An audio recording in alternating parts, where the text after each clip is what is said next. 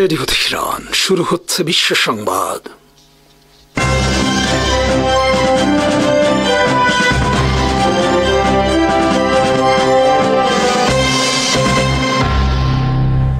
শুরুতেই সংবাদ শিরোনাম। আসসালামু আলাইকুম। যুক্তরাষ্ট্রের বাণিজ্য মন্ত্রী বলেছেন, খুব শীঘ্রই ভারত আমাদের কাছে ক্ষমা চাইবে। আমরা যেভাবে চাবো সেভাবেই ভারতকে চুক্তি করতে হবে। পুতিন বলেছেন, চীনে ৪৫ মিনিট গাড়িতে বসে মোদির সাথে তেমন কোনো কথাবার্তা হয়নি। ইউক্রেনে রাশিয়ার যাবৎকালের সবচেয়ে বড় হামলা, নতুন একটি ডুমসডে বিমান নির্মাণ যুক্তরাষ্ট্রের। যুক্তরাষ্ট্র বলেছে, রাশিয়ার বিরুদ্ধে এমন অবরোধ আরোপ করা হবে যাতে তাদের অর্থনীতি সম্পূর্ণ ভেঙে পড়ে। যুক্তরাষ্ট্রের বাণিজ্য মন্ত্রী উইলিয়াম লুথনিক সংবাদ মাধ্যম ব্লুমবার্গকে দেয়া এক সাক্ষাৎকারে বলেছেন, আমার বিশ্বাস ১ মাস বা ২ মাস পরে ভারত আমাদের সাথে দর কষাকষির টেবিলে বসবে। ওরা ক্ষমা চাইবে আর ওরা ডোনাল্ড ট্রাম্পের সঙ্গে চুক্তি করার চেষ্টা করবে। আর ডোনাল্ড ট্রাম্প ঠিক করবেন যে কিভাবে উনি মোদির সঙ্গে চুক্তি করবেন। রোববার আমেরিকান বাণিজ্য মন্ত্রীর এমন বক্তব্য ঘিরে তীব্র সমালোচনা চলছে মোদি বিরোধী মহলে। তাদের মতে, ভারতের জন্য এর চেয়ে চূড়ান্ত অপমানজনক আর কিছু হতে পারে না। আমেরিকান বাণিজ্য মন্ত্রীর কথা অনুযায়ী, শুল্ক ইস্যুতে ভারত এখন পর্যন্ত যা করছে সেজন্য ভারতকে ক্ষমা চাইতেই হবে তাদের কাছে। আর শুল্ক নিয়ে আলোচনার টেবিলে ডোনাল্ড ট্রাম্প যা বলবেন, যেভাবে চাইবেন সেভাবেই ভারতকে চুক্তি করতে হবে। এ ধরনের অপমানজনক বক্তব্যের মাধ্যমে গোটা বিশ্ব বাজারে সরাসরি ভারতকে অপমান করা হয়েছে বলে মন্তব্য করেছেন কলকাতার সাংবাদিক সুব্রত বসু। তিনি বলেন, এমন অপমানও হজম করেছে মোদি সরকার।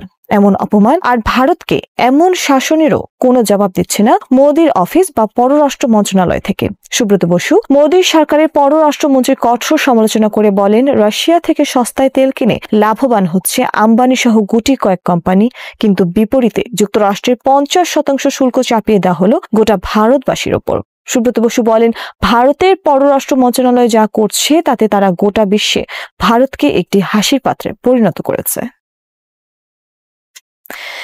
এদিকে চীনের তিয়ানজিনে পুতিনের সাথে এক গাড়িতে বসে মোদি পুতিন দীর্ঘ ৪৫ মিনিট ধরে একান্ত আলোচনারও প্রকৃত তথ্য বের হয়ে এসেছে। এ বিষয়ে স্বয়ং পুতিন যা প্রকাশ করলেন তা মোদি সরকার ও ভারতে মোদির গদি মিডিয়ার জন্য নিতান্তই হাস্যকর একটি বিষয়ে পরিণত হয়েছে। পুতিনের গাড়িতে মোদির ৪৫ মিনিট ধরে অবস্থান নিয়ে তুমুল তোলপাড় সৃষ্টি করে মোদির গদি মিডিয়া। পুতিন মোদির সাথে ৪৫ মিনিট ধরে একান্ত আলোচনা করেছেন গাড়ির মধ্যে বসে।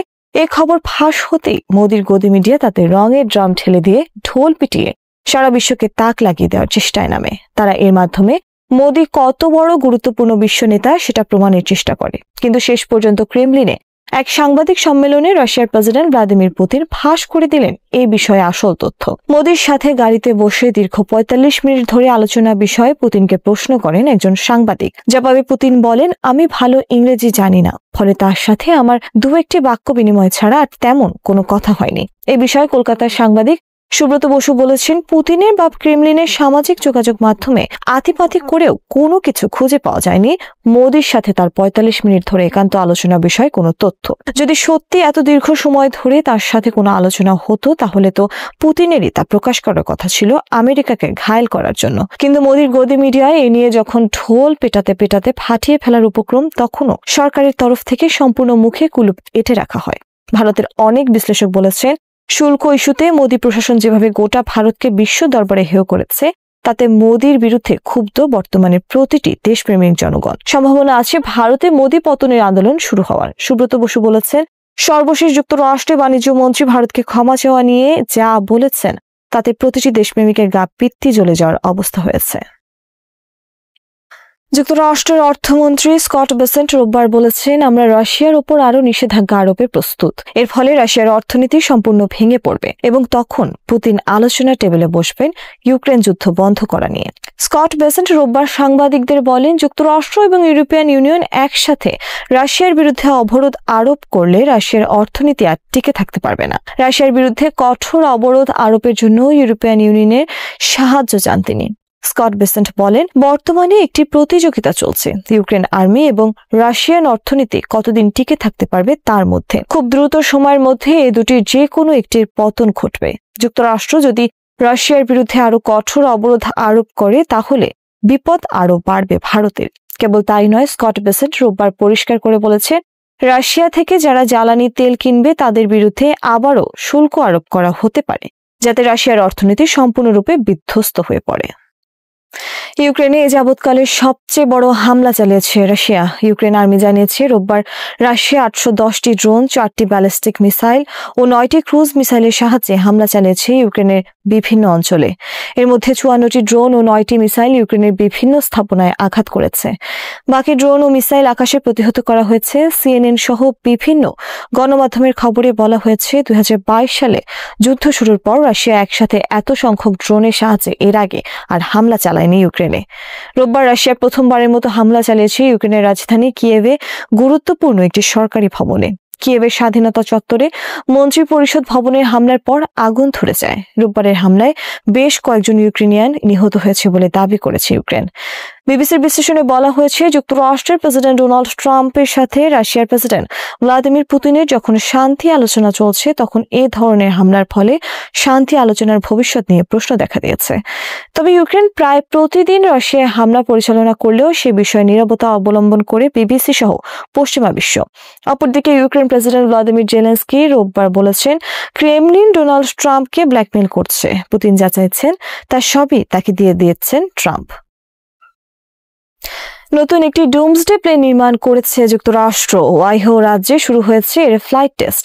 নতুন নির্মিত প্লেনটি একটি নেক্সট জেনারেশন প্লেন। প্লেনটি নির্মাতা প্রতিষ্ঠান বুধবার এক সংবাদ বিজ্ঞপ্তিতে জানিয়েছে এ তথ্য। 2024 সালে যুক্তরাষ্ট্র 5টি ডুমসডে প্লেন নির্মাণ শুরু করে।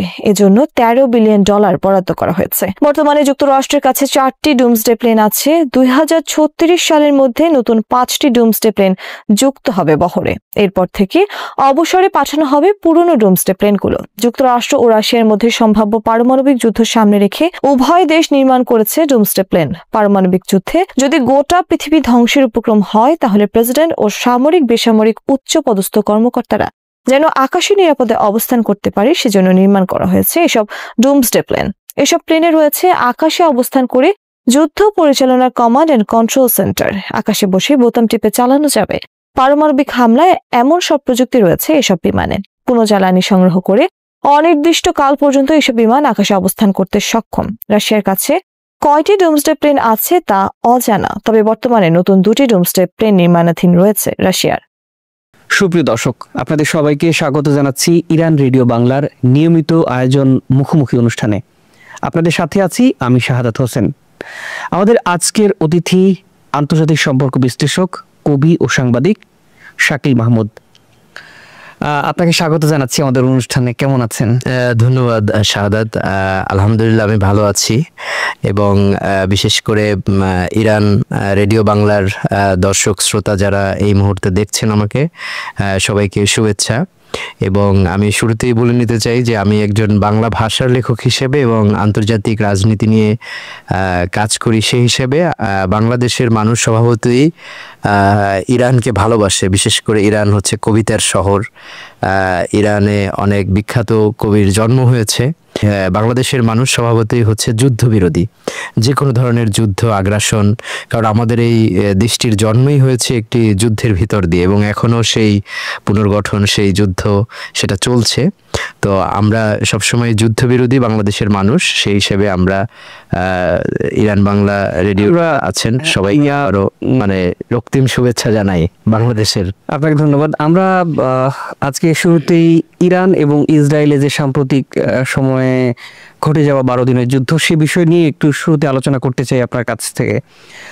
মূলত যে সময়টা যুদ্ধ হয় তখন আসলে আমরা দেখি বাংলাদেশের আপামর মানুষের একটা ধারণা ছিল, অনেকেই বলছিলেন যে ইরানের যদি পারমাণবিক কর্মসূচি বা ইরানের পারমাণবিক শক্তি যদি থাকতো, পরমাণু অস্ত্র যদি থাকতো, সেক্ষেত্রে আমেরিকা কিংবা ইসরায়েল ইরানে এইরকমভাবে অতর্কিত কিংবা অন্যায়ভাবে হামলা করার সাহস পেত না। একজন আন্তর্জাতিক বিশ্লেষক হিসেবে আপনার কি ধারণা বা আপনার কি মন্তব্য, আপনি কি মনে করেন? আমি আসলে এটাকে এভাবে ব্যাখ্যা করতে চাই যে পশ্চিমারা তাদের মানে এখন থেকে প্রায় 60 বছর ধরে মধ্যপ্রাচ্য জুড়ে যে একটি প্রক্সি ওয়ার, মানে এটা বলতে পারি আমরা মুসলিম জাতিগোষ্ঠী কিংবা আমরা বলতে পারি যারা মানে ফিলিস্তিনের যারা বাসিন্দা, তাদের বিরুদ্ধে যে একটা প্রক্সি ওয়ার জারি রেখেছে যুক্তরাষ্ট্র, ইউরোপীয় ইউনিয়ন সহ পশ্চিমা যারা মিত্ররা, তার একটি মানে হাতিয়ার বলতে পারি আমরা ইসরায়েলকে। এবং স্বাভাবিকভাবেই আমরা যে যুদ্ধটি দেখলাম এটা এক ধরনের মানে এটা আমার কাছে মনে হয়েছে যে ইরানের সামনে হয়তো আরো বড় চ্যালেঞ্জ অপেক্ষা করছে সামনে। এটা এক ধরনের টেস্ট গেছে আমার কাছে মনে হয়েছে এই কারণে, কারণ 12 দিনের যুদ্ধে বিশেষ করে তেহরানে যে ক্ষয়ক্ষতি হয়েছে সেটা আমরা মোটামুটি গণমাধ্যমে যতটা দেখেছি, কিন্তু ইসরায়েলে যে ধরনের হামলা কিংবা ইসরায়েলের যে ধরনের আমরা ধ্বংসলীলা দেখলাম মানে ইরানের হামলার পরে, এটা আসলে ইসরায়েল কখনো কল্পনা করে নাই। এটা আমার মানে নিজের ব্যক্তিগত অভিমতের জায়গা। এবং আমি যদি ধরেন পিস রিসার্চ ইনস্টিটিউটের একটি তথ্য আপনাকে বলি যে এই মুহূর্তে যে 9টি পারমাণবিক সক্ষম দেশ, তাদের যদি আপনার টোটাল নিউক্লিয়ার ওয়ারহেডের কথা আপনি চিন্তা করেন কত, ধরেন সেটা 12,512টির মতো ওয়ারহেড হবে, মানে এটা হচ্ছে লেটেস্ট একটা পরিসংখ্যান। তো সেই সক্ষমতায় যখন আপনি একটি পরমাণু অস্ত্রের সক্ষমতার জায়গায় যাবেন, হ্যাঁ, সেটার কিছু প্রসিডিউর আপনার মেনটেন করতে হয়। যেমন আইএই বারবার বলে যে মিনিমাম হচ্ছে 400 কেজি ইউরেনিয়ামের যে 60% করে যে তাদের মানে ইউরেনিয়াম এনরিচ করার পাল্লা যদি ভারী হয় তখনই সে কিন্তু পরমাণু সক্ষমতার জায়গায় যায়। এবং সেটা যদি এবং সেই হিসাবে আইএই কিন্তু একসময় বলেছিল যে ইরান মানে প্রায় 90% কাছাকাছি চলে গেছে পরমাণু অস্ত্র তৈরির। এটা হচ্ছে পশ্চিমাদের এক ধরনের ন্যারেটিভস। এর বাইরে যদি আপনি যুক্তরাষ্ট্রের কথা বলেন, যেমন আমরা গত এই ইরানে হামলার কিছুদিন আগে আমরা দেখলাম যে মার্কিন কংগ্রেস কি বললো যে তাদের কাছে মানে গোয়েন্দা বাহিনী বললো যে তাদের কাছে তথ্য আছে ইরানের কাছে কোনো অস্ত্র নেই। মে মাসে এসে ট্রাম্প ঘোষণা দিয়ে দিল যে না, আমার কাছে তথ্য আছে, তারা পরমাণু অস্ত্র তৈরি করে ফেলেছে। এখন এই যে ন্যারেটিভস পশ্চিমাদের মধ্যে, এবং আমরা সেই 12 দিনের যুদ্ধে কি দেখলাম যে ইরান কিন্তু খুব সুকৌশলে তার স্থাপনাগুলো সরিয়ে নিয়েছে মানে পরমাণু সক্ষমতার জায়গা থেকে। এবং ট্রাম্প যেটা মানুষকে দেখালো কি আমরা সেগুলো ধ্বংস করে দিয়েছি কি। এবং দেখেন কোন ফেজে হামলাটা শুরু হলো, যখন ইরান বলল যে আমরা আমাদের যে নিউক্লিয়ার সক্ষমতা কর্মসূচি রয়েছে আমরা নতুন করে আরেকটি ইনবিল্ড করতে যাচ্ছি, মানে আরেকটি কর্মসূচি আমরা নতুন করে যাচ্ছি, তার 1 সপ্তাহের ভিতরে আমরা দেখলাম কিন্তু ইসরায়েল হামলাটা করলো। এবং যে ন্যারেটিভসটা হচ্ছিল যুক্তরাষ্ট্র এবং ইরানের সঙ্গে, যুক্তরাষ্ট্র পশ্চিমা দেশগুলো এবং ইরানের সঙ্গে, সেখানে কিন্তু ইসরায়েল কোনো নেগোসিয়েশন পার্ট না। Why Israel attack on Iran? এই প্রশ্নটাই আপনাকে তুলে দেবে যে আলটিমেটলি হ্যাঁ, ইরান যে সামরিক সক্ষমতার দিক থেকে কিন্তু ইসরায়েলের চেয়ে 3 গুণ আগানো, যেটা আমরা দেখেছি। তার যে ধরনের লেটেস্ট আমরা যেসব দূরপাল্লার ক্ষেপণাস্ত্র দেখেছি, এই ক্ষেপণাস্ত্র কিন্তু স্বাভাবিকভাবে কেউ কল্পনাও করতে পারেনি এই ধরনের ওয়ারহেড মানে ইরানের কাছে রয়েছে। সেই প্রেক্ষাপটে কিন্তু একের পর এক আমরা যখন দেখলাম যে ইসরায়েলে হামলাগুলো হচ্ছে, আপনি স্বাভাবিকভাবে চিন্তা করতে পারবেন না এরকম দৃশ্য। আমি আন্তর্জাতিক সংবাদ নিয়ে কাজ করি অলমোস্ট 17 বছর, আমি কখনো এই ধরনের ছবি দেখিনি। ইসরায়েলিরা বাংকারের ভিতরে পালাচ্ছে, ইসরায়েলিরা ভবনের নিচে চলে যাচ্ছে, কিংবা ইসরায়েলিরা সুড়ঙ্গের মধ্যে চলে যাচ্ছে খাবার টাবার নিয়ে। তার মানে কি এই 12 দিনের যুদ্ধে স্বাভাবিকভাবে ইসরায়েলিদের ভিতরে এক ধরনের ভীতির সঞ্চার করেছে যে ইরানের সঙ্গে লাগাটা তাদের ঠিক হয়নি। এই যে এক ধরনের ন্যারেটিভস কিন্তু পশ্চিমা ওয়ার্ল্ডে পুরোপুরি ক্লিয়ার। এবং আপনি দেখবেন যে ওই সময় আমি খুব কাছ থেকে দেখেছি যেটা যে বিমানবন্দরগুলোতে যে পরিমাণ মানুষ ভিড় করেছে, দেশ ছেড়ে পালানোর হিড়িক তৈরি হয়েছে আন্তর্জাতিক মিডিয়াতে আমরা দেখেছি। এখন আপনি যে শুরুর যে প্রশ্নটা আমাকে চমৎকারভাবে করেছেন যে বাংলাদেশের মানুষ মনে করে যে ইরানের কাছে যদি পারমাণবিক অস্ত্র থাকতো তাহলে হামলার সাহস দেখাতো না, কিন্তু আমার কাছে মনে হয় এটা এক ধরনের ইরান মানে এটা ছাতুরি বলে না যে এক ধরনের কৌশলে একটা ধোঁকা দেওয়া, একটা ভয় ভীতির সঞ্চার করা। ইসরায়েল এবং পশ্চিমাদের কিন্তু সেই মানে ইরানের যে লক্ষ্যটা ছিল সেটা কিন্তু ক্লিয়ার। ইরান কিন্তু সেই লক্ষ্যে অর্জন করতে পেরেছে, এটা আমি মনে করি এই কারণে তাদের ভিতরে একটা ভয় আতঙ্কের সঞ্চার করে দিয়েছে যে না, ইরানের সাথে লাগা যাবে না। মানে এই যে মুহূর্তে আমরা সেটাই বলছিলাম, আমরা দেখলাম যে এই 12 দিনের যুদ্ধের শেষ দিকে কিন্তু অনেকটা তড়িঘড়ি করে ছেড়ে দে মা কেঁদে বাঁচি এইরকম ভাবে করে আমেরিকাকে এনে খুব দ্রুত যুদ্ধবিরতি চুক্তিটা তারা করে ফেললো। তো এই বিষয়টা নিয়ে আসলে আপনি কি মনে করেন? এখন আমার কাছে যেটা মনে হয়, দেখেন আলটিমেটলি ইরানের কাছে কিছু মানে সামরিক সক্ষমতার বাইরেও ইরানের কাছে কিছু ভৌগোলিক উপাদান রয়েছে, মানে ভৌগোলিক শক্তিমত্তার জায়গা রয়েছে। ধরেন হরমুজ প্রণালীটার কথা আপনি যদি চিন্তা করেন, সারা পৃথিবীর যে মানে জ্বালানির যে চালান এই প্রণালী থেকে আসছে। এখন ইরান যদি ধরেন মনে করে যে আমি এখন হরমুজ প্রণালী আমি এখন অফ রাখবো, সেটা কিন্তু শুধু যুক্তরাষ্ট্র না, বাংলাদেশ বলেন, আমরা আমাদের এত অঞ্চল তাবৎ দুনিয়া অচল হয়েছে। এবং ওখানে যদি ধরেন তারা এটা স্টপ করে দেয়, তাহলে দিনে আমাদের যে ধরেন 10 কোটি ব্যারেল তেলের আমাদের সরবরাহ দরকার সারা পৃথিবীর, তো পার ডে মিনিমাম 2 কোটি ব্যারেলের সংকট তৈরি হবে। তাহলে এই ভ্যাকুয়ামটা কিভাবে মানে প্রিজার্ভ করবেন আপনি? এটা সম্ভব না। এর বাইরে আরেকটা চিন্তা করেন, সে কিন্তু মার্কিন ঘাঁটিতে হামলা করে যুক্তরাষ্ট্রকেও কিন্তু এক ধরনের মানে এটাকে আপনি বলবেন যে মানে ঠান্ডা মাথায় কিন্তু যুক্তরাষ্ট্রকে এক ধরনের টিটকারি করছে, মানে এটাকে আমি বলবো না আঘাত করছে, এক ধরনের তিরস্কার করছে। এবং তার আগে কিন্তু তাকে বলে দিয়েছে যে আমি কিন্তু অ্যাটাক করতেছি। এবং দেখেন সে কিন্তু যুদ্ধের শেষ দিকে বলছে আমি কিন্তু আমার ঘাঁটিতে অ্যাটাক করবো, সে কিন্তু আস্তে তার লোকজনকে সরিয়ে ফেলেছে।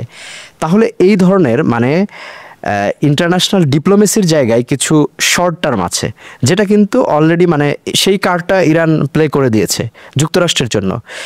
এবং আমার কাছে মনে হয় এই সামগ্রিক বিষয়, এবং আপনি যদি ক্ষয়ক্ষতির বিষয়ে চিন্তা করেন, ইরানের কিন্তু সেই অর্থে এবারের যুদ্ধে দৃশ্যমান হয়তো বেশ কিছু মানুষকে আমরা হারিয়েছি, বেশ কিছু পরমাণু বিজ্ঞানীকে আমরা হারিয়েছি, কিছু রাজনীতিবিদকে হারিয়েছি, কিংবা জেনারেলদেরকে হারিয়েছি।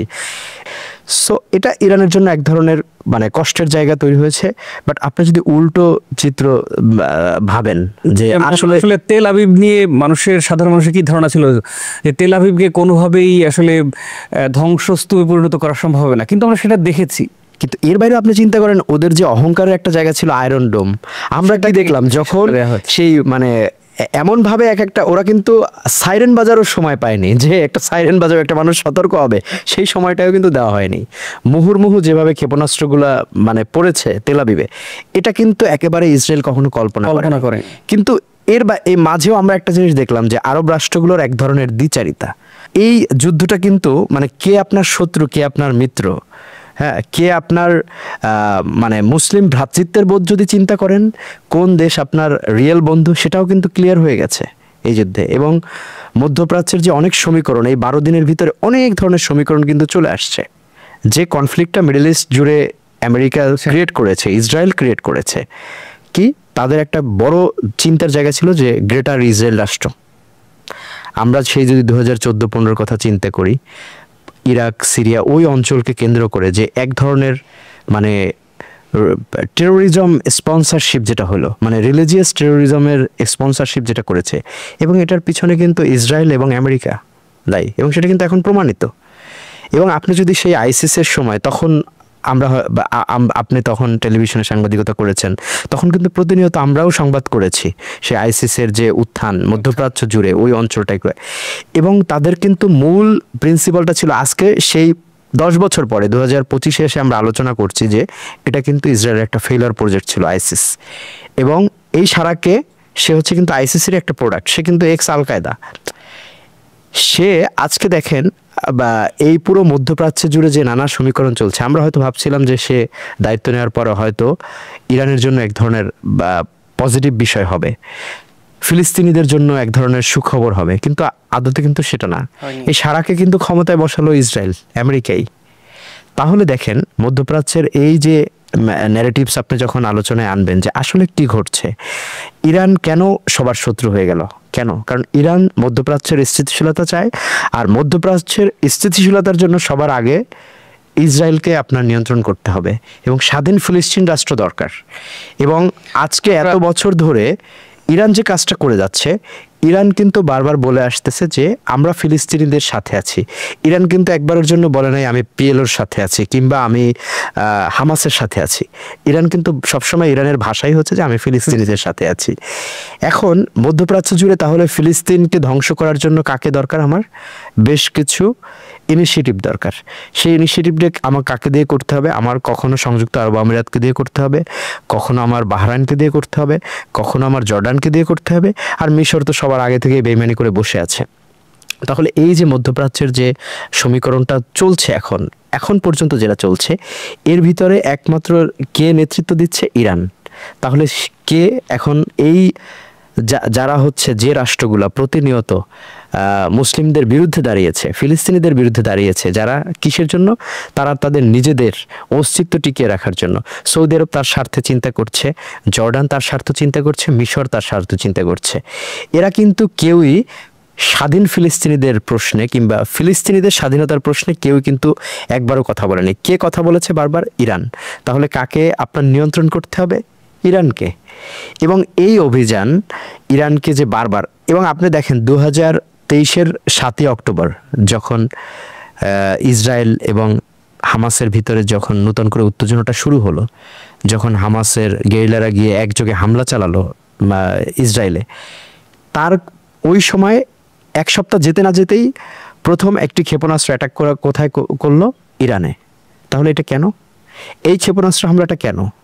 তাহলে হচ্ছে যে এই মধ্যপ্রাচ্য জুড়ে যে একটা স্বাধীন ফিলিস্তিন রাষ্ট্রের জন্য যে আন্দোলন সংগ্রাম চলে যাচ্ছে, নিপীড়িত ফিলিস্তিনিরা, তাদেরকে কে সহায়তা দিয়ে আসছে? ইরান।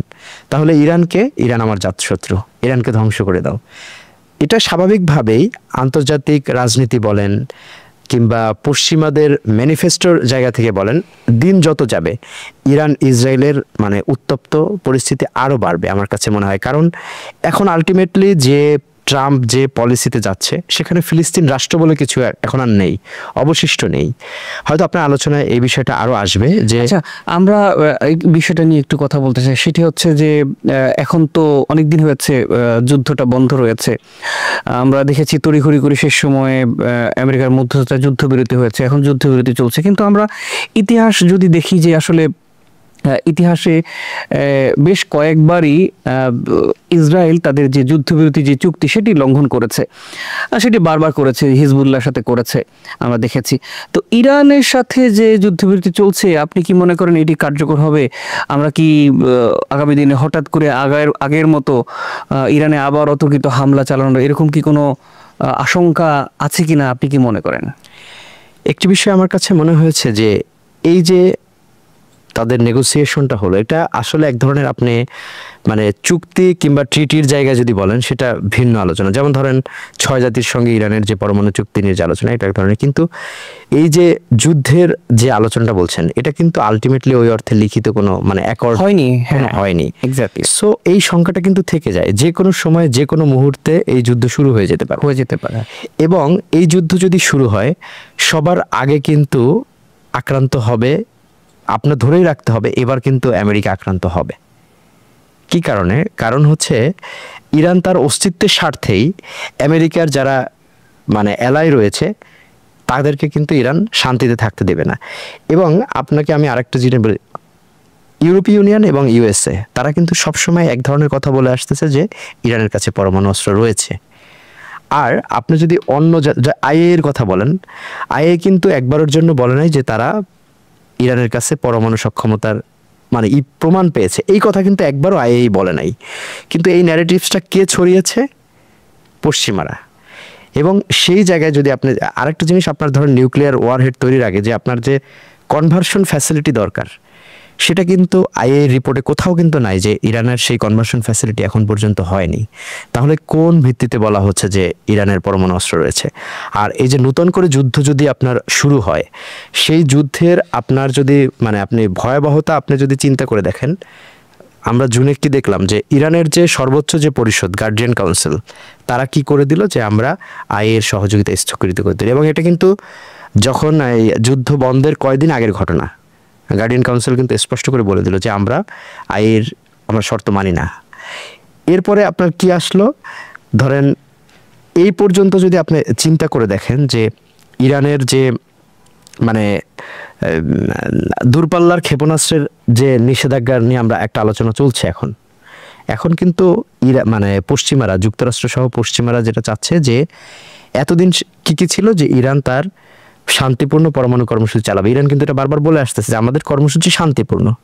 আর এখন তারা যে শর্ত দিয়েছে যে আমরা কি হলে অ্যাটাক করব, তাকে অবশ্যই সেই 6 জাতির যে পরমাণু চুক্তি ছিল সেটাই তো ফেরত আসতে হবে।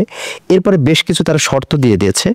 আমি যদি সেই শর্তের কথা একটু আপনাকে আমি স্মরণ করিয়ে দেই, আমি একটু আস্তে আস্তে দেখছিলাম যে সেই শর্তগুলো কি কি আছে। সেখানে তারা হচ্ছে জাতিসংঘের যে নিষেধাজ্ঞা ছিল মানে এর আগে, সেখানে আবার হচ্ছে ইরানকে মানে ফিরাবে, এক করবে, এবং এখানে যুক্তরাজ্য, ফ্রান্স এবং জার্মানি, এবং এটা আন্তর্জাতিক মানে গণমাধ্যমগুলো আমরা দেখলাম এরা একটা এই অ্যাকর্ডটার নাম দিয়েছে E3 অ্যাকর্ড। হ্যাঁ, সেটা 2015 সালে যুক্তরাষ্ট্র জাতিসংঘের যে চুক্তিটা হয়। এবং আপনি যেটা বললেন যে নতুন করে যে যুদ্ধ শুরু হতে পারে, এবং আমার কাছে মনে হচ্ছে যে এই যে এখন যে নেগোসিয়েশনের যে পোর্শনটা চলছে এর ভিতর থেকে হয়তো আরেকটা সংঘাত উস্কে উঠবে, কারণ তারা যে ধরনের শর্ত দিয়েছে এটা আসলে কোনোভাবে মানা সম্ভব না। তারা একটা শর্ত দিয়েছে, আমি আপনাকে একটু বলি, সেটা বলছে যে 15 চুক্তি এবং নিরাপত্তা পরিষদের 2231 যে প্রস্তাবটা আছে, 2231 যে একটা প্রস্তাব, সেখানে বলা আছে স্পষ্ট করে যে এক বা একাধিক পক্ষ যদি মনে করে ইরান বড় ধরনের অঙ্গীকার ভঙ্গ করেছে, তবে তারা ওই নিরাপত্তা পরিষদকে জানাতে পারবে। ওই জানানোর 30 দিনের মধ্যে সমর্থন না হলে ধাপে ধাপে নিষেধাজ্ঞা আসবে। এবং এই নিষেধাজ্ঞাগুলো ইরানের উপরে কি ধরনের আসবে? একটা হচ্ছে অস্ত্র, দ্বিতীয়ত জাহাজ, ইরানের যে মানে বাণিজ্যিক জাহাজ আছে, যুদ্ধ জাহাজ, বাণিজ্যিক জাহাজ, এবং ইরানের যারা অফিসার আছে, এরপরে হচ্ছে ইরানের যে বিভিন্ন ইনস্টিটিউশনগুলো আছে, এবং এটা ইন্টারন্যাশনাল ডিপ্লোমেসির ভাষা এটাকে বলা হচ্ছে স্ন্যাপব্যাক। এবং এখন কিন্তু নেগোসিয়েশনের টেবিলটা রয়েছে সেই স্ন্যাপব্যাকের জায়গায়, এবং এই E3 ইরানকে জানিয়েছে যে যুক্তরাষ্ট্রের স্বার্থে আলোচনায় ফিরে আসতে হবে ইরানকে, যুক্তরাষ্ট্রের স্বার্থে। তাদের কিন্তু প্রথম আপনি জানেন যে সেখানে তারা কিন্তু আপনি যেটা বলছিলেন যে পরমাণু ইস্যুর বাইরেও কিন্তু এখন নতুন একটা বিষয় নিয়ে আসছে। হ্যাঁ, সেটি হচ্ছে যে তাদের ক্ষেপণাস্ত্র কর্মসূচি। হ্যাঁ, আমি এটাই আপনাকে বলছিলাম যে এবং আরেকটা পয়েন্ট তারা অ্যাড করছে যে IAEA কে পরমাণু স্থাপনায় প্রবেশাধিকার দিতে হবে, IAEA কে। এরপরে যেটা যুদ্ধের সময় কিন্তু এটা ইরান কিন্তু অলরেডি থেকে বের করে দিয়েছে, বলছে এটা সম্ভব না। এবং IAEA আবার কি বলছে যে 400 কেজির বেশি 60% পর্যন্ত ইউরেনিয়ামের যে অস্তিত্ব সেটা সেই লেভেলে হচ্ছে ইরান কিন্তু এখন নিউক্লিয়ার এনরিচ করছে, এবং এটা একটা নিউক্লিয়ার ওয়ারহেড তৈরির 90% কাছাকাছি। এখন এটা কিন্তু আমার কাছে মনে হয় এক ধরনের পশ্চিমা প্রোপাগান্ডা। এটা আমার কাছে এটার কোন যারা এতদিন ধরে মানে এই 10 বছর ধরে ইরানের নিউক্লিয়ার সাইটগুলোয় তারা হচ্ছে রীতিমতো পরিদর্শন করে এক ধরনের আছে, এখন হঠাৎ করে তাদের কাছে মনে হলো এক ধরনের তারা প্রোপাগান্ডা টাইপ ছড়াতে হবে ওয়েস্টার্ন মিডিয়া, এবং এটা কিন্তু সারা ছড়াচ্ছে।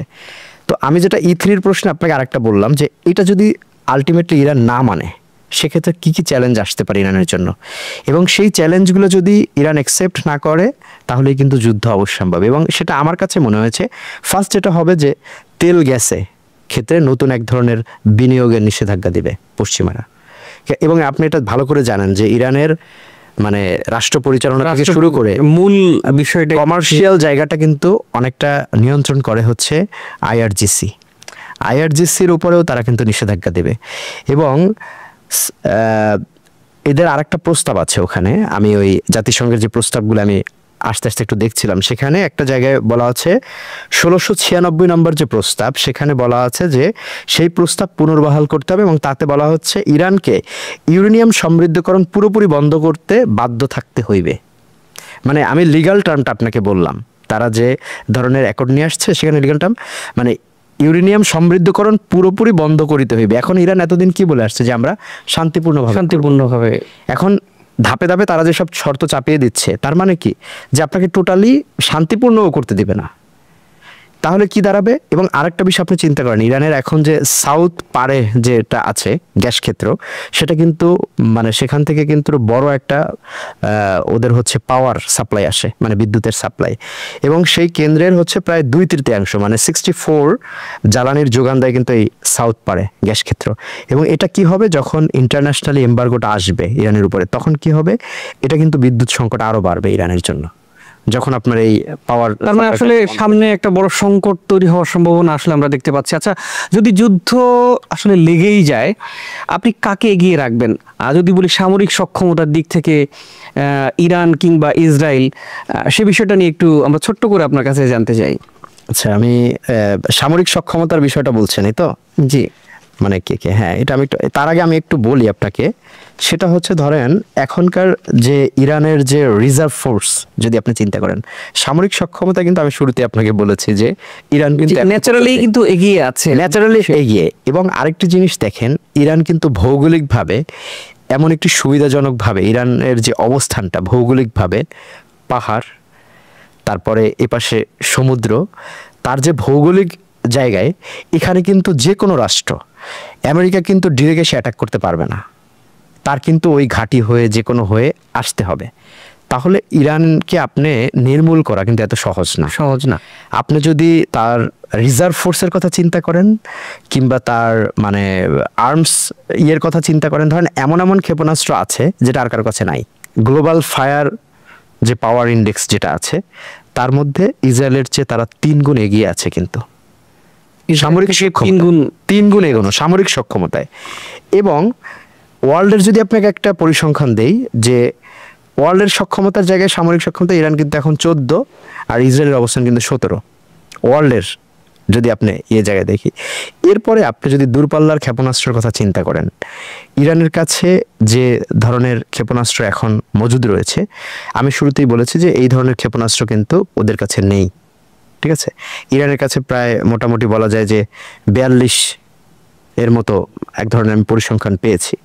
এরপরে আরেকটা ইরানের যে এবার যেটা আমরা দেখলাম, যে ওই ক্ষেপণাস্ত্র প্রতিরক্ষা ব্যবস্থা ইরানের, যেটা যে আজারাক্স নামে এক ধরনের ক্ষেপণাস্ত্র প্রতিরক্ষা ব্যবস্থা ইরানের নিজস্ব রয়েছে। এবং সেখানে আমরা কি দেখলাম, যে এটা কি করছে, ইনফ্রারেড এবং রাডার এবং ইলেকট্রো অপটিক প্রযুক্তি, এই 3টাকে ব্যবহার করে কিন্তু তারা এটা করছে।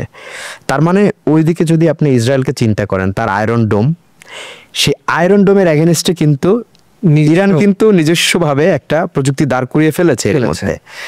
এরপরে আপনি যদি ধরেন রিজার্ভ সেনা ফোর্সের কথা চিন্তা করেন, মানে সোলজারের কথা চিন্তা করেন, ইরান কিন্তু অলমোস্ট মানে 12 লাখ বলা যায় প্রায়। আর ওইভাবে যদি আপনি কম্পারেটিভ আমি বলি, ইসরায়েল কত, 6 লাখের মতো, এটা খুবই ছোট রাষ্ট্র। আবার রিজার্ভ ফোর্সের কথা যদি চিন্তা করেন, সেক্ষেত্রে কিন্তু 3.5 লাখ প্রায় রিজার্ভ ইরানের। হ্যাঁ, সো আমি কিন্তু এখন পর্যন্ত আমি প্রথমেই বলেছি যে আমি নতুন যুদ্ধ চাই না, কিন্তু আমার কাছে মনে হয় যে ইসরায়েল যদি নতুন করে কোনো আক্রমণের চিন্তা করে, ইসরায়েলের জন্য যেটা খুব একটা সহজ হবে না। কারণ এখন পর্যন্ত সামরিক সক্ষমতায় হয়তো আপনি বলতে পারেন যে ইসরায়েলের কাছে তো 90টা নিউক্লিয়ার ওয়ার হেড রয়েছে, সে তো চাইলে এক ধরনের সেই নাগাসাকির মতো, জাপানে আমরা যে মানে সবশেষ আমরা যে দেখলাম হিস্ট্রিক জায়গা থেকে যে কতটা ভয়াবহতা হইতে পারে পরমাণু একটা যুদ্ধের, তো সেটা যদি করে, কিন্তু সেটা আমার কাছে মনে হয় না যে খুব একটা সহজ সাধ্য হবে। না, এটা আমরাও বুঝতে পেরেছি। কারণ হচ্ছে শেষ দিকে আমরা তো দেখলাম যে আসলে ইসরায়েল অনেকটা হাতে পায়ে ধরে এই যুদ্ধবিরতি। আচ্ছা, আমরা একটা বিষয় আলোচনা করতে চাই, সেটি হচ্ছে এই যুদ্ধের সময় আমরা দেখলাম যে ইরান তো একটা মুসলিম কান্ট্রি, কিন্তু এই যুদ্ধের সময় মুসলিম বিশ্ব কিংবা আরব বিশ্ব কেউই সেভাবে সোচ্চার হয়নি, ইরানের পাশে এসে দাঁড়ায়নি, যেটা আসলে মনে করি এটা লজ্জাজনক একটা ব্যাপার। আপনি একজন আন্তর্জাতিক বিশ্লেষক হিসেবে আপনি বিষয়টাকে কিভাবে দেখেন? আমি দেখেন, শুরু থেকেই আপনাকে একটা কথা বলেছি যে এই যে ইসরায়েলের যে গ্রেটার ইসরায়েল রাষ্ট্রের যে চিন্তা ভাবনা, সেই চিন্তাকে কেন্দ্র করেই কিন্তু এই ইসরায়েল এবং ইরানের যুদ্ধ। তাহলে আপনাকে মূলে চিন্তা করতে হবে যে কেন আজকে ইরানের সাথে ইসরায়েলের বিরোধটা কোথায়। সেই বিরোধের সূত্র কিন্তু সূতিকাগার বলেন কিংবা সূত্র বলেন ফিলিস্তিন রাষ্ট্র। তাহলে এখন এই যে আপনি যে প্রশ্নটা বললেন যে ওই সময় ইরানের সাথে কেন বিমাতাসুলভ আচরণ করেছে, তো যখন সেই গাজার মানুষকে নিশ্চিহ্ন করা শুরু হলো 2023-এ, তখন কিন্তু একটা রাষ্ট্র সবার আগে প্রতিবাদ জানিয়েছে, কে? ইরান। এই যে মধ্যপ্রাচ্যের আপনি যখন ন্যারেটিভস টানতে আসবেন, যুদ্ধ কেন বিরোধ আসবে মধ্যপ্রাচ্যের অন্য দেশগুলোর সঙ্গে, ইরানের সঙ্গে, সবার আগে আপনার আনতে হবে ফিলিস্তিন রাষ্ট্র। আজকে দেখেন, যখন একের পর এক হামলা হচ্ছে ইসরায়েল থেকে ইরানে, কোথা থেকে হামলাটা হচ্ছে, বিমান কোথা থেকে চলে আসছে? সিরিয়ার আকাশ থেকে। সিরিয়া একবারের জন্য প্রতিবাদ জানায়নি, অথচ এই সিরিয়ায় যখন বাশার আল আসাদের বিরুদ্ধে আন্দোলন হলো, দানা বাঁধল, তখন কিন্তু দুটো রাষ্ট্র, ইরান এবং রাশিয়া, তাদের উদ্যোগেই কিন্তু বাশার আল আসাদ টিকে গেছিল। তারা কিন্তু এই যে আইসিস, আল কায়দা এবং তাদের যে অন্য লিবারেশন ফ্রন্টগুলো ছিল, যারা ইসরায়েল এবং আমেরিকার মানে অর্থ এবং বিনিয়োগে এই এক ধরনের আনরেস্ট ক্রিয়েট করেছিল রাষ্ট্রের ভিতরে, তাদেরকে কিন্তু ঠান্ডা মাথায় নিয়ন্ত্রণ করে দিয়েছে। এবং এটা কিন্তু ইসরায়েলের সহ্য হয়নি। আপনি দেখেন, ফিলিস্তিনিদের অংশ কি? গোলান উপত্যকা। এটা কিন্তু আদি ফিলিস্তিনের অংশ। ইসরায়েল কিন্তু সেটা ক্যাপচার করে নিয়েছে কার কাছ থেকে? সিরিয়ার কাছ থেকে। কেউ কিন্তু কোনো প্রতিবাদ জানায়নি। এবং এখন একটু চিন্তা করেন তাহলে এটা কোন ধরনের আচরণ, যে রাষ্ট্রের সার্বভৌমত্বের জন্য ইরান এবং ইরানের কিন্তু বিমানে অ্যাটাকও হয়েছে।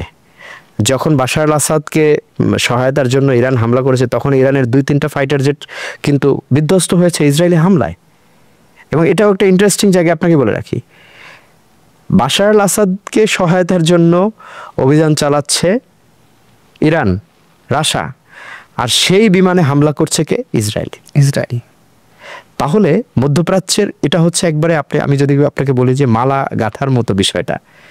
এই আমরা কেন দেখলাম এদের বিমাতা সুলভ আচরণ? দেখেন, ইরানে হামলা করার আগে কাকে সে ধ্বংস করেছে? হিজবুল্লাহকে, লেবাননের। এবং দেখেন লেবানন কত একটা স্টেবল কান্ট্রি ছিল, এবং পৃথিবীর এমন কোনো একটা দেশ আপনি দেখাতে পারবেন না লেবাননের মতো এতটা স্টেবল ছিল। এই অর্থে আমি বলছি রাজনৈতিকভাবে তারা কি ধরনের রিকনসিলিয়েশন তাদের রাষ্ট্রের ভিতরে দেখেন। তাদের প্রেসিডেন্টকে খ্রিস্টান, প্রধানমন্ত্রীকে সে শিয়া নেতা, হিজবুল্লাহর ধরেন একজন নেতা, সে প্রধানমন্ত্রী। এই যে ধরেন আপনারা যে ধর্মনিরপেক্ষতার কথা বলেন কিংবা ধরেন এক ধরনের সামাজিক ইন্টিগ্রিটির কথা বলেন, অংশগ্রহণমূলক সমাজের কথা বলেন, সেটা কিন্তু লেবানন দেখিয়েছে। এবং সেই লেবানন রাষ্ট্রটাকে এই ফিলিস্তিন ইস্যুকে কেন্দ্র করে কিন্তু ইসরায়েল ধ্বংস করে দিয়েছে, লেবাননের নেতাকে ধ্বংস করে দিয়েছে শুধুমাত্র এই ফিলিস্তিন ইস্যুকে কেন্দ্র করে। এবং তারা এটা জানে যে আমি যদি ইরানে অ্যাটাক করতে যাই, আমাকে প্রথম অ্যাটাকটা কে করবে? করতে পারলে সেটা লেবানন করবে। এবং দেখেন, আপনি যদি সবচেয়ে মজার একটা সিনেগ্রাফি আপনাকে বলি, ইয়েমেন ওই টেরিটরির সবচেয়ে গরিব একটা দেশ, সবচেয়ে গরিব এই অর্থে বলছি, যখন যুক্তরাষ্ট্রের পরিকল্পনায় সৌদির নেতৃত্বে 6টা দেশ মিলে যখন হুতিদের নিয়ন্ত্রণের জন্য বারবার হামলা চালাচ্ছে, হুতিরা ইউএস এলাই এবং ইসরায়েল এলাই কাউকে তার দেশে ঢুকতে দেবে না দেখে কিন্তু তারা কাউকে শেষ পর্যন্ত দেয়নি ঢুকতে। হুতিরা কিন্তু ঠিকই টিকে আছে সেই দেশে, পশ্চিমা কোনো চক্রান্ত সেখানে কাজ হয়নি। যখন গাজায় অভিযান হয় তখন হুতিরা কি করলো? ইউএসের জাহাজে অ্যাটাক করলো, পশ্চিমাদের জাহাজ বন্ধ করে দিল, ইসরায়েলের জাহাজে অ্যাটাক করলো, এবং সেই কত দূর ভূখণ্ড থেকে ইসরায়েলে অ্যাটাক করলো হুতিরা, ইয়েমেনের। আবার সেই জায়গায় আপনি যদি মধ্যপ্রাচ্যের অন্য দেশগুলোর কথা চিন্তা করেন, সংযুক্ত আরব আমিরাত কিংবা কাতার, যাদের বিলিয়ন বিলিয়ন ডলার পড়ে আছে কিংবা তাদের সামরিক সক্ষমতাও আছে, তারা কি ইরানের পাশে দাঁড়িয়েছে? দাঁড়ায়নি। তারা কি ফিলিস্তিনের পাশে দাঁড়িয়েছে? দাঁড়ায়নি। আবার ওই সময় আমরা দেখলাম যখন ইরান ইসরায়েল যুদ্ধ চলে, তখন জর্ডান কি বলছে? যে আমার আকাশ সীমা ব্যবহার করে ইরান ক্ষেপণাস্ত্র হামলা চালাতে পারবে না ইসরায়েলে। এবং জর্ডান কিন্তু বেশ কিছু ক্ষেপণাস্ত্র ভূপাতিত করেছে। হ্যাঁ, আমরা দেখেছি। এবং মিশরও কিন্তু সেম, যে আমার আকাশ সীমা ব্যবহার করতে পারবে না ইরান, কিন্তু তার আকাশ সীমা ব্যবহার করে ইরানে হামলা করা যাবে। তার মানে হচ্ছে যে এক ফিলিস্তিন ইস্যুকে কেন্দ্র করে আজকের এই যে মধ্যপ্রাচ্যের যে মূল সংকটটা তৈরি হচ্ছে, এটার সবার আগে ইস্যু হচ্ছে। এবং এখন আজকে যদি আমি ধরেও রেখি তর্কের সাথীরে যে ইসরায়েলকে ওভারটেক করে, পশ্চিমাদেরকে ওভারলুক করে ইরান পরমাণু অস্ত্র তৈরি করে ফেলেছে, এবং আমি সেটা মনে করি সেটা ফিলিস্তিনিদের জন্য সুসংবাদ। এটা আমি মনে করি এই অর্থে, কারণ তখন ইসরায়েলের ভিতরে অ্যাটলিস্ট এই ভয়টা থাকবে যে আমি যদি ফিলিস্তিনিদের এভাবে গণহত্যা করি তাহলে আমাকেও হামলার শিকার হতে হবে। আচ্ছা, এই মধ্যপ্রাচ্য সংকটের মূলে যদি বলি, সেটা তো অবশ্যই ইসরায়েল। গেল 7 দশক ধরে তারা এই জায়গাটাতে অশান্তি করে চলছে। তরুণ প্রজন্মের অনেকেই আসলে ইসরায়েল যে প্রতিষ্ঠার যে ইতিহাস সেটা জানে না। আপনার কাছে ইসরায়েল প্রতিষ্ঠার ইতিহাসটা একটু আমরা জানতে চাই। কিভাবে ইসরায়েল আসলে ফিলিস্তিনের এই ভূখণ্ড দখল করে গড়ে উঠলো, সেটা একটু আমাদেরকে বলবেন। এই ফিলিস্তিন রাষ্ট্র কিন্তু একসময় উপনিবেশ ছিল, ব্রিটিশদের উপনিবেশ ছিল, এবং সে সময় মানে আরবদের সঙ্গে অন্য এলাকা থেকে বেশ কিছু ইহুদিরা, তখন তাদের ভিতরে কিন্তু এক ধরনের দ্বন্দ্ব শুরু হলো, এবং তারা জেরুজালেমের সাথে বাইবেলের এক ধরনের কানেকশন খুঁজলো, এবং তাদের বলে ওই যে তামুদ, তাওরাত, সেই কানেকশন খোঁজা শুরু করলো। এবং সেখান থেকে আমরা সবশেষ যেটা দেখলাম, যখন হিটলার জার্মানিতে একের পর এক ইহুদি নিধন করছে, তখন তাদের কিন্তু কোনো রাষ্ট্র নাই পৃথিবীতে। এবং এখন যারা ইসরায়েলের মূল ভূখণ্ডে বাস করে, এরা কিন্তু বেশিরভাগই 99% বলা যায় এরা কিন্তু ইউরোপ থেকে বিতাড়িত। এবং আপনি যদি চিন্তা করেন, ওই সময় কিন্তু কোনো রাষ্ট্র ইহুদিদের বলছে আমরা কাউকে আশ্রয় দেব, জায়গা দিব না। তখন ফ্রান্স সবাইকে আহ্বান জানালো, ফ্রান্স এবং পশ্চিমারা যারা ইউকে সবাইকে বললো যে তোমরা কিছু নাও, কেউ নেয় না। এবং আমরা সেই দেখলাম ওই যখন নিধনযজ্ঞ চলছে ইহুদিদের ইউরোপ জুড়ে, তখন যুক্তরাজ্যের যিনি পররাষ্ট্রমন্ত্রী ছিলেন বেলফোর, সে একটা ঘোষণা দিল যে ঠিক আছে তোমরা এত। এবং ওই সময় হচ্ছে ইহুদি নেতারা বিভিন্ন জায়গায় ঘুরছিল যে কি করা যায়। তখন সৌদির মধ্যস্থতায় তাদেরকে ঘোষণা দেওয়া হলো, ঠিক আছে তাহলে এটা যেহেতু ব্রিটিশ উপনিবেশ, ঠিক আছে এই অঞ্চলটা তোমাদের জন্য রাষ্ট্র হিসেবে করে দিলাম। কিন্তু তখন কি করলো, তখন আরবরা এটা নিয়ে এতটা ভাবেনি, আদি যারা ফিলিস্তিনি তারা এটা ভাবেনি। তাদের ভিতরে আবার কিছুটা লোভ কাজ করলো, ঠিক আছে তাহলে আমার জমি একটু বিক্রি করে দেই। ওই ইহুদিরা আসতো, তাদের কাছ থেকে জমি বিক্রি করা শুরু করলো। এরকম করতে করতে একটা বড় অংশ জমি তারা কিনে ফেললো। কিন্তু স্বাভাবিক হয় না যে নতুন একজন পরবাসী আসলে তার ভিতরে তো একটু দ্বন্দ্ব সংঘাত তৈরি হয়। আরব এবং ইহুদিদের ভিতরে যখন আস্তে আস্তে সংঘাত দানা বাঁধলো, সেই 47-এ এসে ওই অঞ্চলে ব্যাপক একটা রক্তক্ষয়ী যুদ্ধ শুরু হলো। এবং সেই যুদ্ধে আরব 6 জাতি, এই যে বিশ্বাসঘাতক যে 6-7টা দেশের কথা বললাম, তারা কিন্তু তখন সবাই স্বাধীন, যে আমার ফিলিস্তিন ভূখণ্ডে এরকম ইহুদি রাষ্ট্র হতে পারে না। হ্যাঁ, তারা কিন্তু সবাই অ্যাগ্রেসিভলি, কিন্তু সেই যুদ্ধে তারা হারলো। এবং এই যে ইহুদিরা সাহস পেয়ে গেল, 67 জায়গা দখল করে নিল ফিলিস্তিনিদের। এবং এরপরে ধাপে ধাপে আমরা দেখলাম যে 48-এর 14 মে 5 আরব দেশ আবার আক্রমণ করলো। তখন ওই টেরিটরি আবার বাড়লো, তখন সেটা হয়ে গেল 77 দখলের। এরপরে কি হলো, 67-এ পশ্চিম তীর এবং পূর্ব জেরুজালেম জর্ডানের কাছ থেকে নিয়ে নিল ইসরায়েল। এরপরে মিশরের কাছ থেকে নিয়ে নিল গাজা কিন্তু একসময় মিশরের নিয়ন্ত্রণে ছিল, গাজা নিয়ে নিল। এরপরে ভূমধ্যসাগর থেকে জর্ডান উপত্যকা পর্যন্ত সমস্ত অঞ্চল তারা কর্ডন করে ফেললো। এরপরে 1993 সালে পশ্চিম তীর এবং পূর্ব জেরুজালেমের যে জনসংখ্যা, আপনি যদি ওই সময়ের জনমিতি আপনি যদি চিন্তা করেন, তখন কত ছিল, মাত্র 2.5 লাখ। এবং লেটেস্ট সেখানে 3 দশক এটা হয়ে গেছে প্রায় 7.5 লাখ। তাহলে আপনি চিন্তা করেন একটা রাষ্ট্র, এটা বলা যায় ক্রমান্বয়ে দখল করতে এটা একেবারে আমরা বলতে পারি যে আমাদের শুরু থেকেই এই অঞ্চলে যেটা হয় না, যে আপনার জমি আমি দখল করলাম, একটু কিনলাম, তারপর আর একটু দখল করলাম, করে করে করে করে আপনিই নাই, এখন এই সব জমি আমার। সেটাই হচ্ছে। এবং এই রাষ্ট্রটার পুরা জন্মটাই হচ্ছে অবৈধ, যেটা আপনার বলতে যাই আমরা। এবং এই রাষ্ট্রকে কে টিকিয়ে রেখেছে তার স্বার্থে? আমেরিকা বারবার তাকে টিকিয়ে রাখছে। এবং এখন আরেকটা বিষয় আপনাকে বলি, লেটেস্ট এই 2025 সালে এসে ট্রাম্প যে প্ল্যানটা করেছে, সেটাকে তারা নাম দিয়েছে যে জেনেভা অ্যাকর্ড। ট্রাম্প নতুন একটা প্ল্যান নিয়েছে যে জেরুজালেমের যে ইহুদি বসতি এলাকাগুলো আছে সেগুলো হবে ইসরায়েলের রাজধানী। জেরুজালেমের আশপাশের যে ইহুদি বসতি, সেই অঞ্চল নেওয়া হবে ইসরায়েলের রাজধানী, তেল আবিব আর থাকবে না। যেটা ট্রাম্প কিন্তু এর আগের দফায় যখন আসলো, তখনই কিন্তু সে তেল আবিবকে রাজধানী ঘোষণা করলো, বেশ কয়েকটা রাষ্ট্রকে বললো যে তোমরা এখানে দূতাবাস সরাও। সে নিজেও তেল আবিব থেকে দূতাবাস জেরুজালেমে সরাই নিল। এরপরে তারা এই জেনেভা অ্যাকর্ডে আরেকটা প্ল্যান করেছে যে জেরুজালেমের যে ফিলিস্তিনি বসতি, সেইটা হবে ফিলিস্তিনের রাজধানী। এরপরে ইসরায়েলের যে বড় বড় বসতি এলাকাগুলো আছে, সেগুলোকে সংযুক্ত করে তারা অন্য যারা আছে সেই জমি তারা এক্সচেঞ্জ করবে।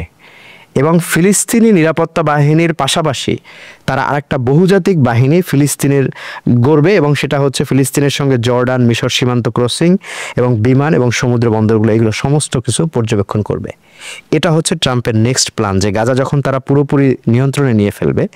এবং এখানে আরেকটা বলি যে হামাস কিন্তু 1988-এ একটা হামাসের একটা চার্টার আছে, এবং সেখানে হামাস এর মূল মটো হচ্ছে যে তাদের যে আদি বসতি, বাপের ভিটা বলা যায় যেটা, সেখানে কোনো ইসরায়েল রাষ্ট্র থাকবে না।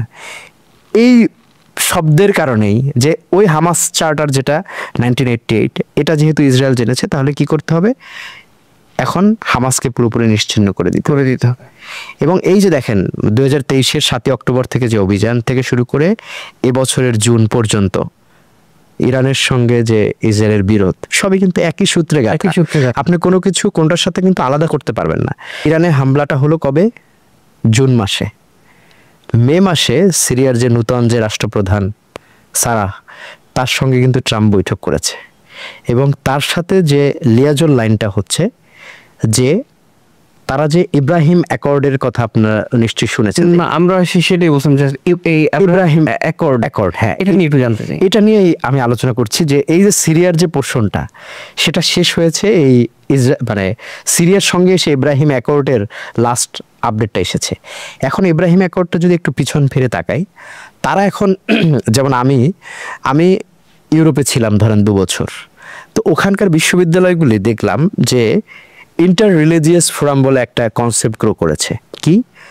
আপনি হিন্দু হন, আপনি বৌদ্ধ হন, আপনি মুসলিম হন, আপনি ইহুদি হন, রিলিজিয়াস ডায়ালগ তৈরি হয় এবং এর ভিতরে একটা পোর্শন তারা তৈরি করেছে ইব্রাহিমিক অ্যাকর্ড। তো তখন আমি এই প্রথম এই শব্দটা শুনি 2021-এ, মানে ইউরোপে আমি পড়তে গেলাম, তারপরে গিয়ে এই শব্দ শুনলাম, তো আমার খুব কৌতূহল যে এটা আবার কি জিনিস। তখন ওখানে আমার একজন শিক্ষক সে আমাকে বলল যে ইসলাম ধর্মের যে নবী মানে ইব্রাহিম আলাইহিসসালামের যে তার হাত ধরে যে 3টা ধর্মের যে উৎপত্তি হয়েছে, এক তো ইসলামের সঙ্গে আছে, ইহুদি আছে এবং খ্রিস্টান, এই 3 ধর্মের যে মূল কিছু প্রিন্সিপালের জায়গা, এটাকে তারা বেনিফিশিয়ারি টার্ম হিসেবে ইব্রাহিম অ্যাকর্ড ব্যবহার করছে। এবং এই ইব্রাহিম অ্যাকর্ডটা মূলত হচ্ছে মধ্যপ্রাচ্যে কেউ যাতে ইসরায়েলকে শত্রু মনে না করে, মানে ইসরায়েলকে লেজিটিমেট করার one of big Trump card বলতে পারেন, ট্রাম্প কার্ড ইব্রাহিম অ্যাকর্ড। এবং এটা দেখেন, এবং এটার আজকে যে ইরানে হামলা, এটাও কিন্তু এই ইব্রাহিম অ্যাকর্ডের এক ধরনের সূত্র। কি আপনাকে একটু বলি মজার বিষয়, সেটা হচ্ছে যে 2020-এ আমরা কি দেখলাম, ইসরায়েল এবং আরব রাষ্ট্রগুলোর ভিতরে এক ধরনের লেজিটিমেসি আপনি যেটা বলছিলেন, সেটার একটা ইনিশিয়েটিভ কে নিল, মধ্যস্থতা করলো ডোনাল্ড ট্রাম্প। তখন প্রথম যে রাষ্ট্র আগে আসলো সেটা হচ্ছে সংযুক্ত আরব আমিরাত, তার সঙ্গে এক ধরনের চুক্তি হয়েছে এবং অলরেডি কিন্তু সেই ইব্রাহিম অ্যাকর্ডে সই করার সঙ্গে সঙ্গে কিন্তু কি করেছে জানেন, বেশ কিছু ফাইটার জেট কিন্তু ইউএসএ আরব আমিরাতের কাছে বিক্রি করেছে। এর আগে কিন্তু করে নাই, তুমি আগে ডিল সই করো, তারপরে দেখি কি করা যায় তোমার জন্য। তাকে ফাইটার জেট দিল, এরপরে তাদের সাথে এখন কমার্শিয়াল ডিল শুরু হয়ে গেছে। এরপরে কে আসলো? বাহরাইন, এরপরে কে আসলো? মরক্কো, এরপরে পাইপলাইনে কে আসলো? সুদান। এবং ইন্টারেস্টিং বিষয়টা এখানে খুব মজার একটা আলোচনা আপনাকে বলি, প্রতিটা দেশকে না ইন্ডিভিজুয়াল কিছু শর্ত দিয়ে দিয়েছে। যেমন এখানে লাস্ট যে ইস্যুটা আমি আপনাকে বলি যে এইটার আবার ইব্রাহিম অ্যাকর্ডের আগে তারা কি করলো, আরব পিস ইনিশিয়েটিভ ছিল একটা, সেখানে কি হচ্ছে যে স্বাধীন রাষ্ট্রের শর্ত থাকতে হবে ফিলিস্তিনকে, তবে পশ্চিম তীর এবং গাজায় অবৈধ বসতি যে করবে ইসরায়েল, এটা নিয়ে কোনো প্রশ্ন ছিল না। এরপরে কি করলো, 2021-এর জানুয়ারিতে এসে সুদানকে বললো, সুদানকে এর আগেই এক ধরনের এম্বার্গো, যেমন ইরানের উপরে যেমন পশ্চিমাদের এক ধরনের নিষেধাজ্ঞা আছে, ঠিক সেম সুদানের উপরে এক ধরনের সন্ত্রাসবাদের নিষেধাজ্ঞা দিয়ে রেখেছে তারা কি বলছে যে তোমাকে এই সন্ত্রাসবাদের নিষেধাজ্ঞা তুলে নেব তুমি যদি ইব্রাহিম অ্যাকর্ডে সই করো। এরপরে কি করলো, 2021-এ এসে আবার অভ্যুত্থান হলো, সেনা সরকার আসার পরে কিন্তু এখন কিন্তু সুদানের সঙ্গে এটার সই হয়নি। এরপর আমি আপনাকে আরেকটু বলি, লাস্ট লাইনে এসে কি করলো তারা, এই যে 2025-এ এসে তাদের লাস্ট ট্রাম্প কার্ড হচ্ছে সিরিয়ার যে এখনকার যে প্রেসিডেন্ট আহমেদ আল সারা, তাকে বলল যে তুমি যেহেতু সিরিয়ায় এখন আছো, তাহলে তুমি আমাকে কি কি দিতে হবে, যে ইসরায়েল রাষ্ট্র প্রতিষ্ঠার পরে যে আরব রাষ্ট্রগুলো যে অস্বীকৃতি জানিয়ে আসছিল, যে 6 দিনের যুদ্ধ হয়েছিল, সেই জিনিসগুলো সব তোমার ভুলে যাইতে হবে এবং এখন তোমার ইসরায়েলের সঙ্গে ইনিশিয়েট করতে হবে। এবং দেখেন ইসরায়েলের সঙ্গে সম্পর্ক স্বাভাবিক কি, তোমার কমার্শিয়াল লাইনে যেতে হবে, তোমার এখানে কূটনৈতিক সম্পর্ক স্থাপন করতে হবে এবং সর্বশেষ কিন্তু সেটা ছিল সৌদি আরব। ইব্রাহিম অ্যাকর্ডের যে রাষ্ট্রগুলোর কথা বললাম, হ্যাঁ আমরা বুঝতে পেরেছি। আমরা শেষ করার আগে একটু গাজা উপত্যকা নিয়ে কথা বলতে চাই। আমরা দেখেছি গেল 2 বছর ধরে যে নির্মমতা, যে নির্যাতন চালিয়েছে ইসরায়েল গাজাবাসীর প্রতি, এটা আসলে সারা পৃথিবীর মানুষকে কিন্তু কাঁদিয়েছে। সারা মুসলিম বিশ্ব কিন্তু কোনো ধরনের সে অর্থে পদক্ষেপ নিতে পারছে না এই গাজাবাসীকে রক্ষা করার জন্য ইসরায়েলের হাত থেকে। আপনি বিষয়টাকে কিভাবে দেখেন যে আসলে মুসলিম বিশ্ব কি আসলে কিছু করতে পারবে না শেষ পর্যন্ত গাজাবাসীকে রক্ষা করার জন্য? ওই যে দেখেন, আমি আলোচনায় ঘুরে ঘুরে যে একটি বিষয় আসে, মানে এখন আমি হয়তো গাজার যে একটি ক্ষুধার্ত শিশুর ছবি যখন আমার চোখের সামনে ভেসে ওঠে, আমি হয়তো আমার নিজেকে সংবরণ করতে পারি না যে এটা কিভাবে সম্ভব। কারণ আমারও তো একটি সন্তান আছে, একটা শিশু দিনের পর দিন না খেয়ে আছে, একটা শিশু ত্রাণের জন্য যাচ্ছে, সেই শিশুটা 11 মাইল পথ পাড়ি দিয়ে ত্রাণের জন্য গিয়েছে, সেই শিশুটা যখন ত্রাণ নিয়ে ফিরবে তখন তাকে গুলি করা হচ্ছে। তাহলে এই একবিংশ শতাব্দীতে এসে এর চেয়ে বর্বরতা, এর চেয়ে নির্মমতা, আপনি একটা মানুষকে তার ঘুমাতে দিবেন না, তার বসতি কেড়ে নিয়েছেন, তার রাতের আশ্রয় ঘর সেটা ধ্বংস করে দিয়েছেন, তাঁবুতে থাকে, তাকে তার মুখ থেকে খাবারটা পর্যন্ত আপনি কেড়ে নিচ্ছেন। তাহলে আপনি কি মানুষ অ্যাজ এ হিউম্যান বিং হিসেবে যদি আপনি এটাকে বলেন? আমরা দেখি পশ্চিমারা কিন্তু মানবিকতার কথা বলে, কিন্তু এখানে এসে জাতিসংঘ বলেন শুধু কিছু বিবৃতি দিয়েই বসে আছে, পশ্চিমারা পুরো নিশ্চুপ। সেক্ষেত্রে মুসলিম বিশ্ব আসলে কি করতে পারে? মুসলিম বিশেষে একটু দেখেন, হ্যাঁ, এইখানে যদি এন্ডিংটা বলি, এখানেও আজকে এই শুধুমাত্র গাজার মতো একটি ছোট্ট ভূখণ্ড নিয়ে যে রাজনীতিটা হচ্ছে, মুসলিম বিশ্ব কিন্তু কি করছে, ট্রাম্প কিন্তু একজন ব্যবসায়ী। আমি ডিরেক্ট সোজাসাপটা কথা বলি, সে রাষ্ট্রনেতার চেয়েও সে হচ্ছে বড় ব্যবসায়ী। সে হচ্ছে গাজা নিয়ে এক ধরনের প্ল্যান দিয়েছে, আবার সৌদি নেতৃত্বাধীন যে আরব ইনিশিয়েটিভ তারা এক ধরনের প্ল্যানিং দিয়েছে। ট্রাম্পের মূল প্ল্যানটা কি হচ্ছে আমি আপনাকে বলি, সে বলছে রিভিয়েরা, মানে গাজাটা হচ্ছে তার রিভিয়েরা। কি হতে হবে যে এখানের যে 20 লাখ ফিলিস্তিনি এখন উদ্বাস্ত আছে তাদেরকে অন্যত্র সরাই নিতে হবে, এখানে রাখাই যাবে না। আর এখানে কি 5 কোটি টন যে ধ্বংসস্তূপ হয়েছে এই যুদ্ধে, 3 বছরের যুদ্ধে, 22 মাসের যুদ্ধে, কি করতে হবে, এগুলোকে সরাইতে হবে, এজন্য সময় লাগবে, এই লোকগুলোকে এখানে রাখা যাবে না। এবং সেটার জন্য সে একটা টাইম ফ্রেম বলছে 21 বছর লাগবে এই ধ্বংসস্তূপ সরাইতে। এবং তাহলে এই 21 বছর এটার কর্তৃত্ব কার? এটা হচ্ছে আমেরিকার। আবার এর অ্যাগেনিস্টেতে, এবং এটা সে কোথা থেকে পেয়েছে বলি, ইউএস একজন ইকোনমিস্ট আছে, তার নাম হচ্ছে জোসেফ প্লেজম্যান, সে এই কনসেপ্টটা ট্রাম্পকে সে দিয়েছে। এর অ্যাগেনিস্টে কি করলো, যে ফিলিস্তিনিদেরকে এই অঞ্চল থেকে সরানোর জন্য 6টা জনপদ সে করবে ট্রাম্প, এবং সেখানে তারা ফিলিস্তিনিদেরকে রাখবে, গাজারই একটা পোর্শন, কিন্তু গাজায় তারা ফিরতে পারবে না, মানে গাজার যে আদিভূমি সেখানে তারা ফিরতে পারবে না।